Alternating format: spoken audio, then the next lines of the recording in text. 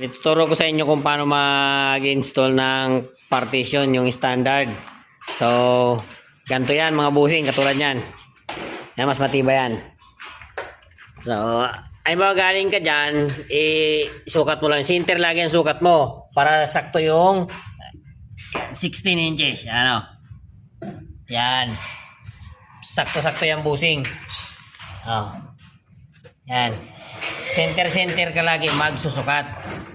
Ganyan. Yan yung tamang pag-install ng partition. Yung gamit nyo ay katulad yan.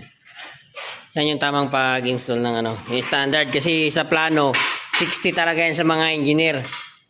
Pero ang pinakaano ngayon yung standard na maganda ang 16.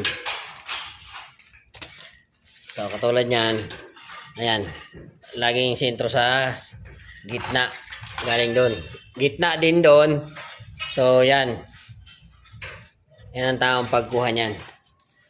So, kahit isang partition lang ilagay nyo, isi-center nyo lang, hatiin nyo lang. O pwede rin gawin yung dalawa. Sa diskarte nyo na. So, ganyan. Kailangan pogi din yung gumagawa, siyempre. Sa ceiling, ganun din yung gagawin nyo. Pare-parehas lang yan. Pati ceiling, yan. Isi-center nyo palagi. Ito naman yung ceiling. So, parehas lang yan. Kung saan nyo mas mahaba, ganun yung gagawin nyo. Makan, tulong mo na.